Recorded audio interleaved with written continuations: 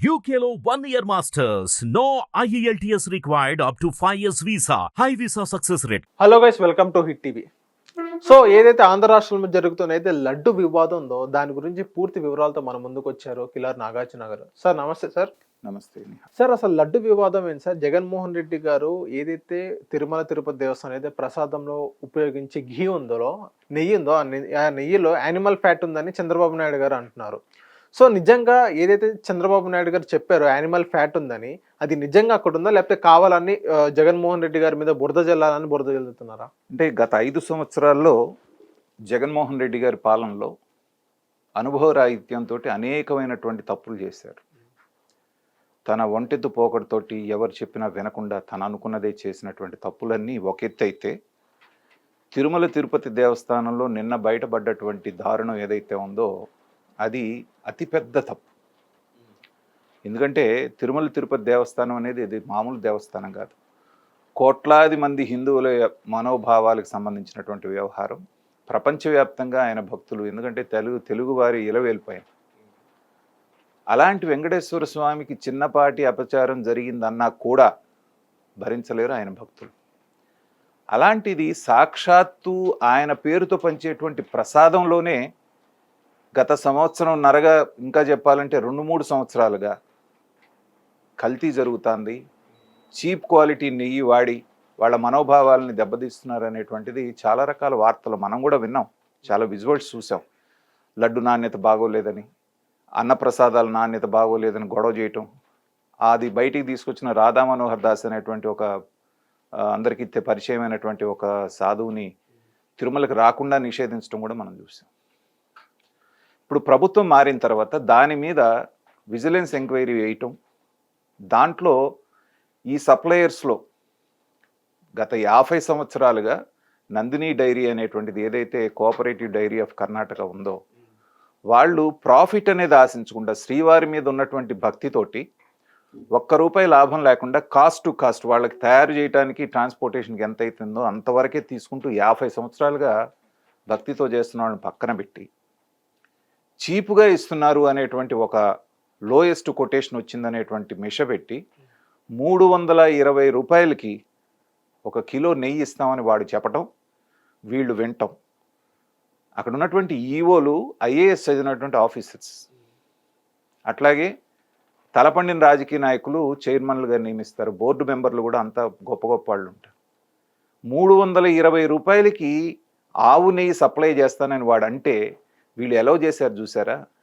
వీళ్ళని దేంతోటి శిక్షించాలో కూడా అర్థం కావట్లేదు. ఇవాళ మామూలు ఆవు నెయ్యి మార్కెట్లో దొరకాలంటేనే కనీసం మనకి ₹1000 పడుతుంది. స్వచ్ఛమైన ఆవు నెయ్యి అంటే దాదాపు ₹4000 దాకా ఉంది. కనీసం మినిమం ₹1000 వేసుకోండి. ₹1000 పడేటువంటి నెయ్యిని వాడు ₹320 నీకు సప్లై చేస్తాను అన్నాడు అంటే నువ్వు ఎలా నమ్మావు? టెండర్ ఎలా ఇచ్చావు? ఇదే జగన్మోహన్ రెడ్డి గారు అనుకూల మీడియాలో ఏమని ప్రచారం చేస్తున్నారంటే, జూలై 24వ తారీఖున టెస్టులు పంపించారు, ఇప్పుడు రిజల్ట్ వచ్చింది, దాని గురించి మీరు ఇలా వక్రీకరిస్తూ మాట్లాడడం తప్పు, జూలై 24వ తారీఖు ప్రభుత్వం ఎవరిది, మీదుందా మాదుందా అన్నట్టుగా వాళ్ళు ప్రశ్నిస్తున్నారు. అదే ఇక్కడ ఇదే వాదన వాళ్ళు నేషనల్ మీడియాలో వినిపించకపోతే వాళ్ళు చెప్పుతో కొట్టడం ఒకటే తక్కువ. నిన్న వాళ్ళ ప్రతినిధి మాట్లాడితే చెప్పుతో కొట్టడం ఒకటే తక్కువ వాళ్ళు ఇచ్చిన సమాధానాలు. చంద్రబాబు నాయుడు గారు జూలై 12వ తారీఖున ప్రమాణ స్వీకారం చేశారు. ఆయన అంటే ఖచ్చితంగా అధికారాలు చేపట్టింది జూన్ 12వ తారీఖున కదా. ఆ చేపట్టిన దగ్గర నుంచి కొత్త టెండర్లు ఏమన్నా పిలిచారా? వేరే టెండర్ ఎవరన్నా ఏజెంట్ తోటి నెయ్యి తెప్పిస్తున్నారా? మీరు టెండర్ ఇచ్చినటువంటి వాడేగా అప్పటి నుంచి ఇప్పటిదాకా కూడా సప్లై చేస్తోంది. రాగానే ఏం చేశారు? విజిలెన్స్ ఎంక్వైరీ వేశారు. అనుమానం వచ్చి ఆ విజిలెన్స్ ఎంక్వైరీ వాళ్ళంతా తరోగా ఎంక్వైరీ చేసి టెస్టింగ్ చేసుకొని ప్రాథమిక ప్రిలిమినరీ టెస్ట్ చేసి వాడిని ఎవరినైతే ఉన్నాడో వాడిని బ్లాక్ లిస్ట్లో పెట్టి అక్కడి నుంచి దాన్ని గుజరాత్కు పంపించారు. ఈ మొత్తం ప్రహసనానికి ఎంత? ఒక 20 రోజులు 25 రోజులు పట్టింది. అదేమన్నా తప్ప? నిజంగా రాగానే చంద్రబాబు నాయుడు కనుక ఆ ఎవరైతే గుత్తేదారు ఉన్నాడో ఆ సప్లై చేసేవాడిని మార్చేసి ఆయన ఇంకొకటి ద్వారా తెప్పించుకుంటూ ఆ శాంపిల్ని పంపిస్తే అనుకోవచ్చు.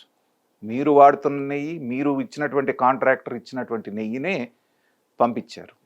పంపించినప్పుడు ఎంత దారుణమైన రిపోర్ట్ ఇచ్చింది అంటే, ఫిష్ ఆయిల్ తర్వాత బఫెలోకి సంబంధించినటువంటి కొవ్వు, అలాగే పందికి సంబంధించినటువంటి కొవ్వు బట్టి చేసిన వీళ్ళని ఏం చేయాలి? కత్తికొక కండగా నరకాలి. రాజకీయ విశ్లేషకుడిగా నేను ఇలాంటి మాటలు మాట్లాడకూడదు.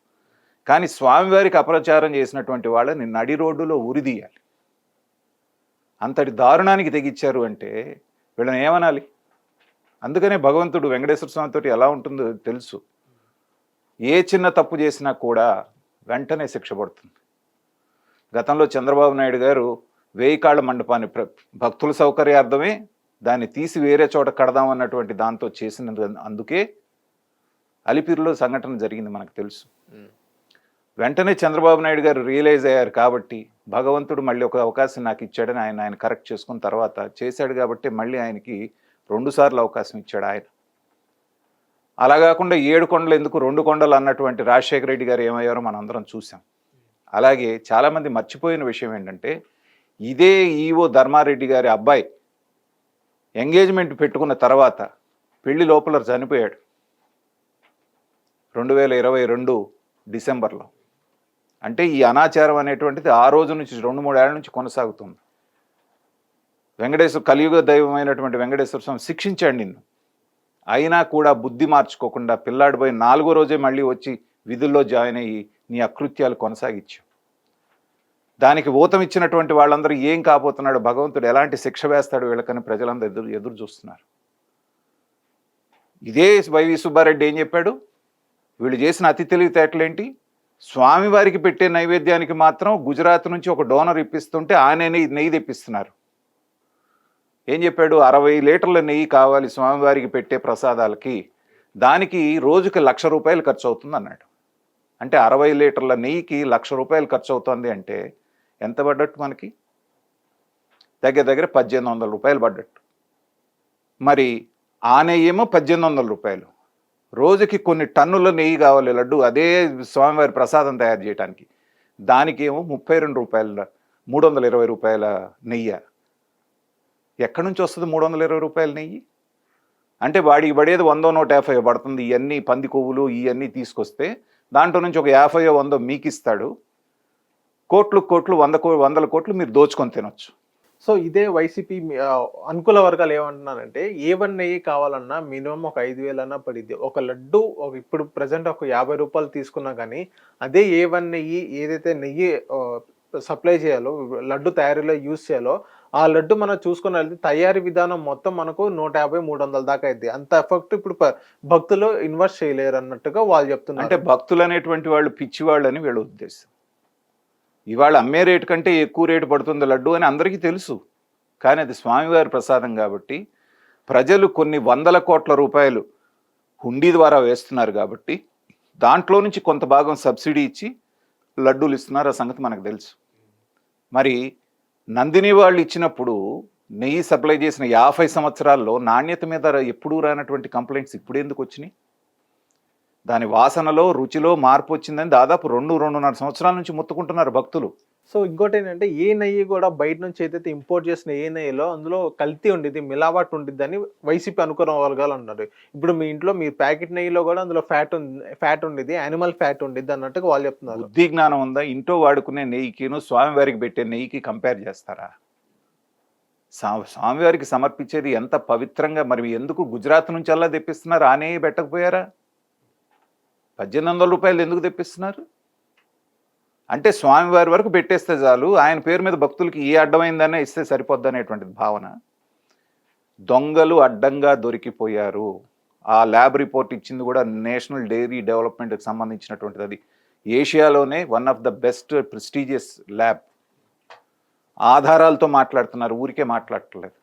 మీ బుకాయింపులు డేట్ను బట్టి జూలైలో ఇచ్చారు కాబట్టి అది తెలుగుదేశం వాళ్ళు అయితే తెలుగుదేశం వాడే రిపోర్టుకి పంపించి మేము చేసాం తప్పు, మమ్మల్ని బయట పెట్టండి అని చెప్తారు ఎక్కడన్నా ఏ గవర్నమెంట్ అన్నా? బుద్ధుండాలి మాట్లాడటానికి. కాబట్టి ఖచ్చితంగా చెయ్యకూడనటువంటి నేరం చేసింది జగన్మోహన్ రెడ్డి ప్రభుత్వం. దానికి సహకరించినటువంటి వైవి సుబ్బారెడ్డి దగ్గర నుంచి, కరుణాకర్ రెడ్డి దగ్గర నుంచి, ధర్మారెడ్డి దగ్గర నుంచి చూడండి ఎలా ఉందో. ఒక సుబ్బారెడ్డి, ఒక కరుణాకర్ రెడ్డి మొత్తం చుట్టాలే. దొంగల ముఠా పడిపోయి, దొంగల ముఠా కనుక దోసుకుంటూ చూసారా, ఒక ఊరు మీద పడి అలా దేవస్థానం మీద పడి అడ్డమైనట్టుగా దోచుకున్నారు. వాళ్ళ పాపం పండింది. వాళ్ళు అనుకున్నది ఏంటంటే 20 సంవత్సరాల పాటు జగన్మోహన్ రెడ్డి గారే ముఖ్యమంత్రిగా ఉంటాడు, మనల్ని ఎవరు ప్రశ్నిస్తారు అనుకున్నాడు. కానీ భగవంతుడు అనేవాడు ఉన్నాడు. అనుక్షణం కనిపెడుతూనే ఉంటాడు. ప్రకృతి అనేటువంటిది ఒకటి ఉంటుంది, మితిమీరినప్పుడు ఎక్కడ కొట్టాలో అక్కడ కొడుతుంది. అదే జరిగింది. ఇవాళ మీ అధికారం తల్లకిందులు చేశాడు భగవంతుడు. ఇవాళ మిమ్మల్ని అందరినీ దోషులుగా ప్రజల ముందు నిలబెడుతున్నాడు. Thank you sir. Hit TV app ని డౌన్లోడ్ చేసుకోండి. ఇందులో short news, live news, entertainment movies అన్ని అవైలబుల్ గా ఉన్నాయి. Please download hit TV app. Hit TV app. Hit TV యాప్ని ఫ్రీగా డౌన్లోడ్ చేసుకోండి.